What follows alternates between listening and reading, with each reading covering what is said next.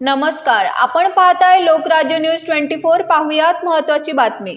पुणे महानगर प्रदेश विकास प्राधिकरणाने प्रस्तावित केलेला येरवडा ते कात्रज हा 20 किलोमीटर लांबीचा बोगदा प्रकल्पाला महापालिकेकडून मान्यता मिळणे शक्य नाही, असे आयुक्त नवल किशोर राम यांनी स्पष्ट केले।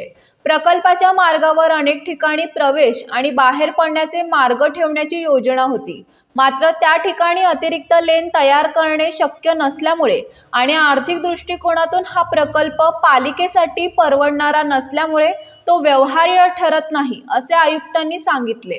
PMRDAने 4503 कोटींच्या अर्थसंकल्पास मान्यता दिल्यानंतर कात्रज ते येरवडा बोगद्याचा प्रस्ताव तयार केला होता। मुख्यमंत्री देवेंद्र फडणवीस यांनी बोगदा ट्विन टनल स्वरूपाचा असावा आणि नवीन तंत्रज्ञानाचा वापर करावा अशी सूचना दिली होती। प्रत्येक किलोमीटरसाठी अंदाजे 400 कोटी खर्च येणार असल्याचेही समोर आले होते। त्यानंतर नुकत्याच झालेल्या शहराच्या वाहतुकीसाठीच्या पोमट्याच्या बैठकीत या बोगद्याबाबत चर्चा झाली।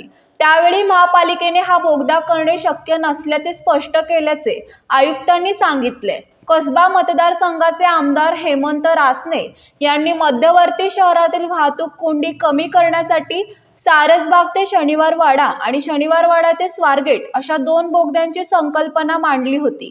सार्वजनिक बांधकाम विभागाने हे काम महापालिकेकडे सोपवले आहे, मात्र शनिवारवाडा परिसरातील हेरिटेज बंधनामुळे आणि अंदाजे 2 ते 2.5 हजार कोटी रुपयांच्या खर्चामुळे या प्रकल्पालाही पालिकेकडून हिरवा कंदील मिळणे कठीण असल्याचे प्रशासनाकडून सांगण्यात येत आहे।